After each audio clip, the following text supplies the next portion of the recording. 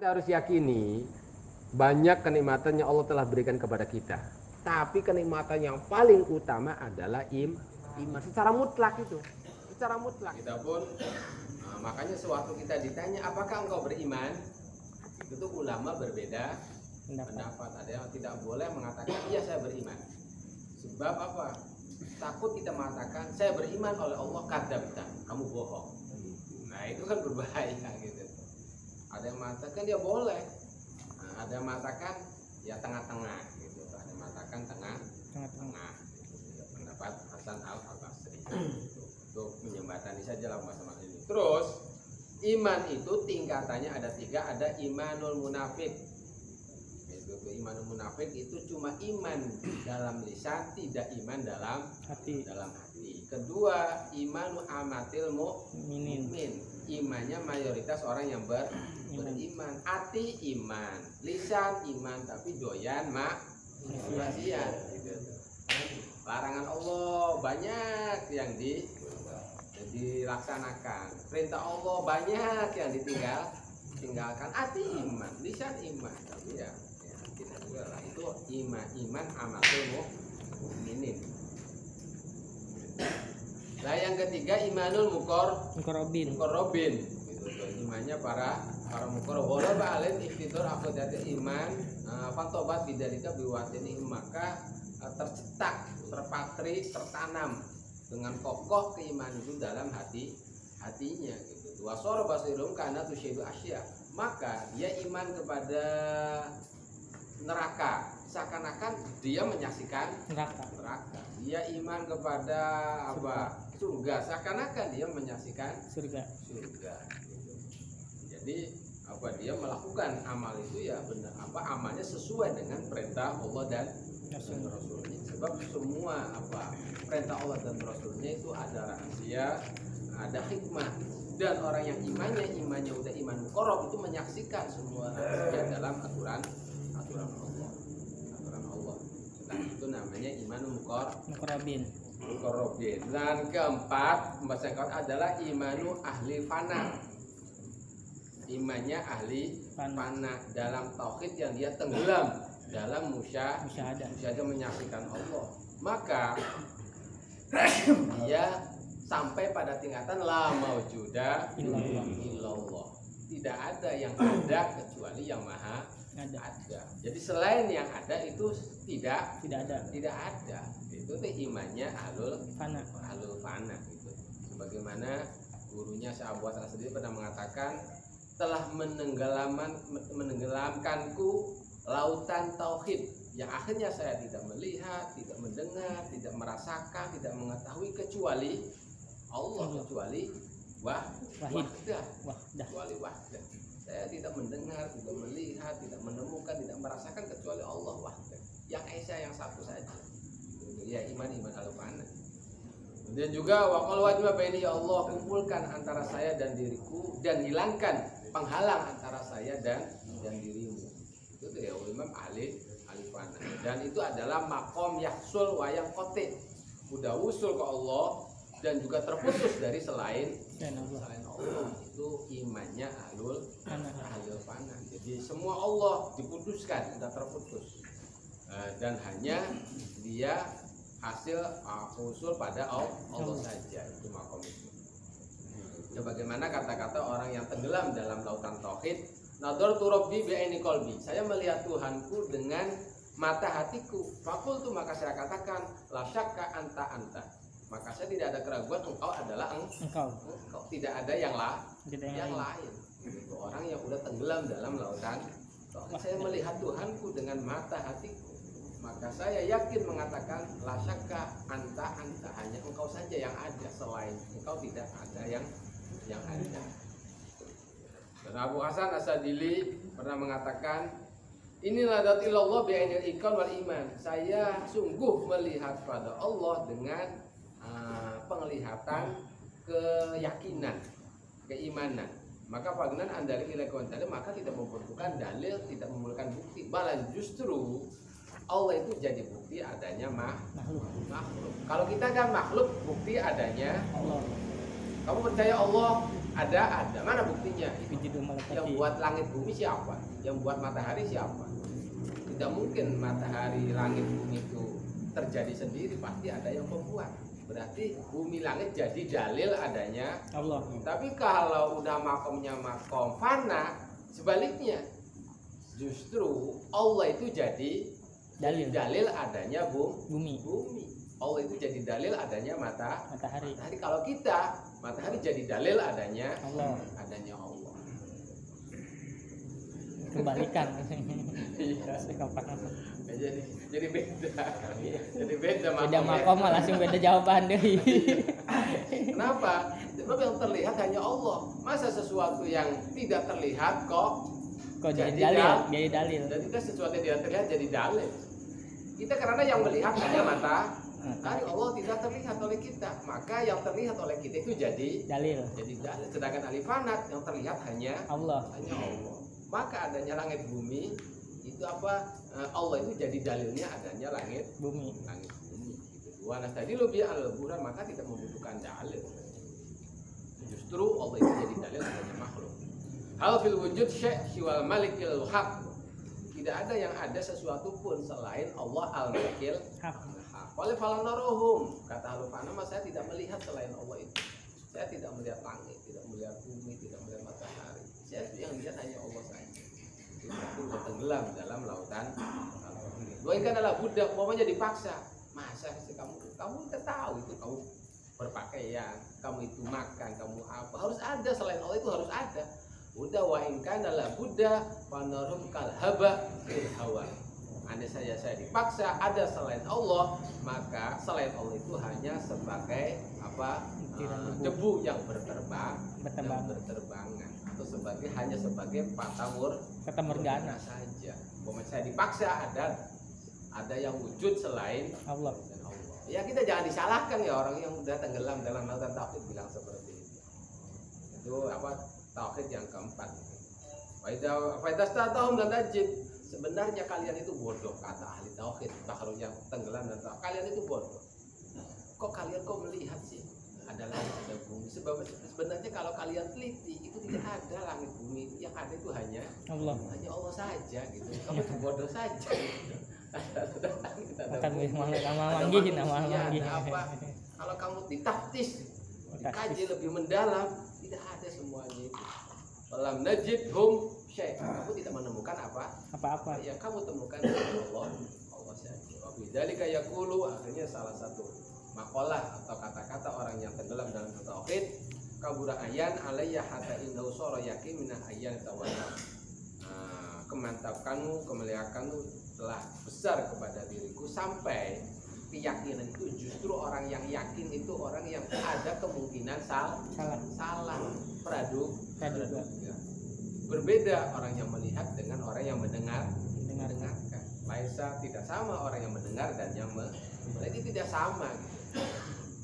Nah, tidak sama orang yang cuma membayangkan dengan orang yang benar-benar melihat. Dan saya udah melihat. Dan keyakinan itu cuma praduga, bisa kemungkinan salah, bisa kemungkinan benar. Dan saya itu benar-benar sudah melihat Allah.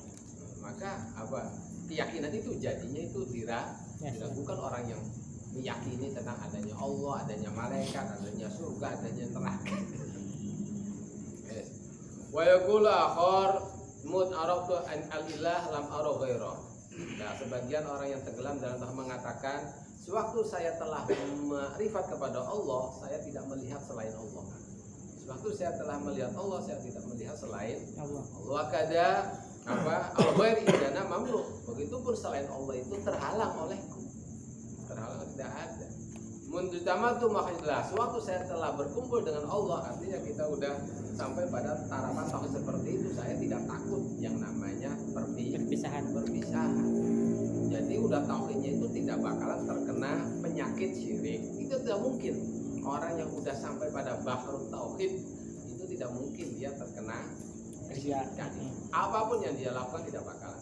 Sebab yang namanya syirik kan kalau bibit. Nah, bibit itu kalau udah yang sampai pada bahrul tauhid, bibit kesyirikan udah dicabut tidak bakalan tumbuh. Nah, beda kita karena masih timbul. Bibit bibitnya masih ada, kadang-kadang cukul nanti dihabiskan lagi gitu, cukul lagi dihabiskan lagi. Tapi kalau udah sampai bahrul tauhid, bibitnya itu udah dihabiskan, sobat habis, maka tidak bakalan terjadi iftirah syirik gitu. Karena al-yawm waslun majmu, dan wasilun majmu. Dan sekarang kali ini saya sudah wasil sama kepada Allah dan sudah berkumpul dengan Allah, artinya secara maknawi.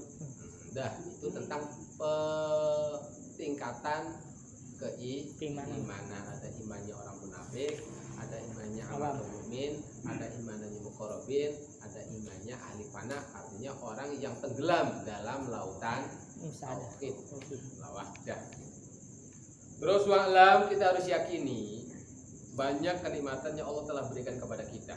Tapi kenikmatan yang paling utama adalah iman. Secara mutlak itu. Secara mutlak. Kenikmatan yang paling utama yang Allah berikan kepada kita adalah keimanan. Andai saja engkau tahu Allah memuliakanmu dengan iman, terus dengan kenikmatan, terus Allah dengan iman ini kita benci yang namanya kekafiran, kefasikan, kemaksiatan. Dengan iman ini akhirnya kita cinta dengan amal-amal soleh. Kita dengan amal soleh itu dengan iman. Fadlan minhu, dan kita harus menyakini bahwa ini adalah semata-mata anugerah dari Allah, nikmat dari Allah yang tidak dimiliki oleh banyak orang. Itu kalau dipresentasikan dunia itu ada berapa miliar yang hidup. Itu orang yang beriman itu lebih sedikit daripada orang yang beriman lebih dari orang yang tidak beriman. Wa may yazaka, dan Allah membedakanmu an katsiri min amsalik, membedakanmu dari banyak dari yang sepadan denganmu. Bidzalika faqdir hadini maqadruha, maka kita jangan sepelekan kenikmatan berupa iman. Jangan gara-gara kita sakit-sakitan terus lupa akan kenikmatan iman. Gara-gara kita hidup, kita lupa akan kenikmatan iman. Itu berarti sangat bodoh sekali kita itu. Berarti kita mengukur kenikmatan iman itu dianggap sepele, yang kalah dengan sehat, yang kalah dengan yang sering kita susah dengan kehilangan kenikmatan yang lain. Maka kata di sini fakdir hadhihi ni'mah qadruha. Kita harus memandang kenikmatan iman itu sesuai dengan kadar nikmat itu sendiri adalah sesuatu yang luar biasa. Yang akhirnya dengan keimanan apapun yang terjadi dalam hidup kita kecil semua, kita udah dikasih iman. Ini mah cobaan-cobaan sebenarnya kecil gitu. Kita selalu gede hati lah. Kalau udah dikasih iman. Kalau yang bener imannya itu kalau imannya, kalau yang iman-imanan nggak iman saja ya kena sedikit saja langsung pusing. Wakum biwajibi syukruha, dan selain kita dikasih iman yang begitu luar biasa, kita dituntut untuk mensyukurinya. Sebab iman itu ada asasus salamah wal karomah, fondasi keselamatan, fondasi kemuliaan. Selamat di akhirat kita tidak bakalan selamat dari awal kubri, awal kiamah, mizan, sirat, nar, waminat tordi, dari kita diusir dari rahmat Allah, budi jauh dari Allah, ghadab, kecuali kalau kita punya iman. Dengan kita punya iman kita selamat dari ada billah ahwal kubri, kiamah, mizan, kita tidak bakalan diusir oleh Allah, tidak bakalan dijauhkan dari Allah, dan juga tidak bakalan dimurkai oleh Allah. Itu salah satu fungsi iman nanti di akhirat.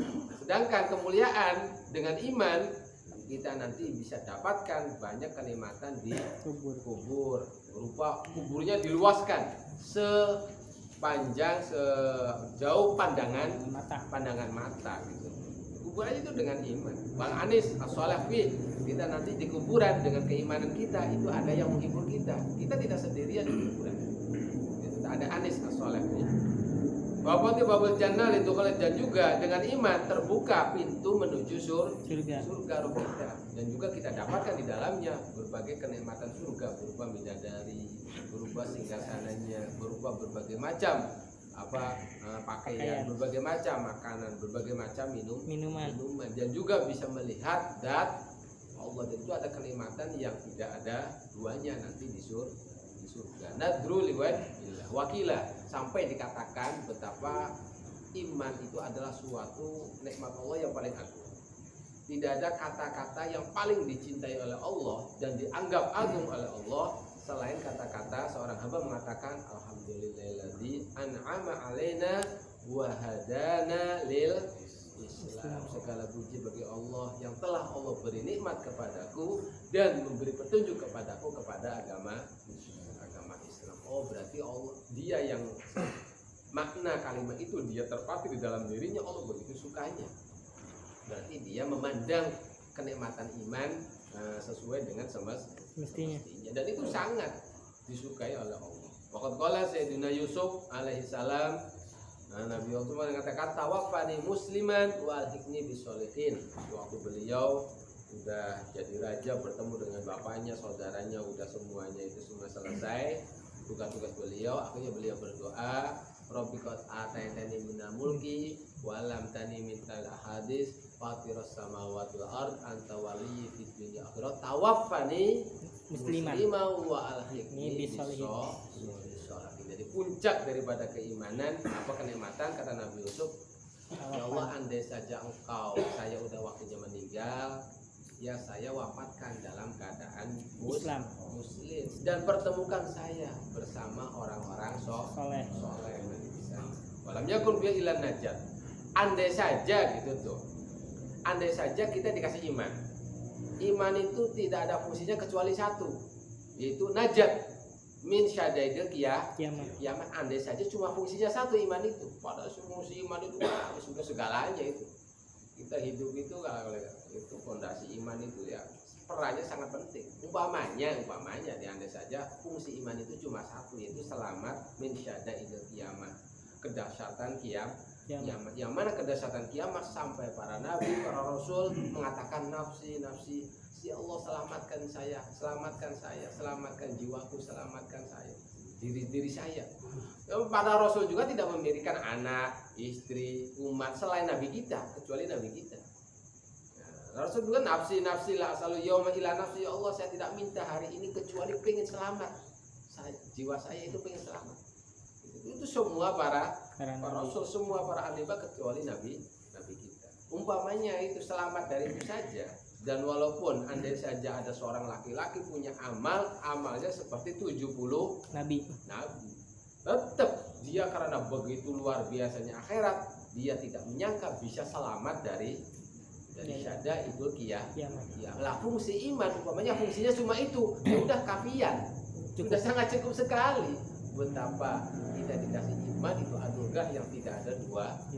Maka kita harus takdir hakot, pandanglah iman itu dengan semestinya, jangan dianggap sepele. Sebab Allah berikan harta dunia kepada musuh, kepada kekasihnya, tapi keimanan Allah hanya berikan kepada kekasihnya saja, tidak bakal diberikan kepada musuhnya.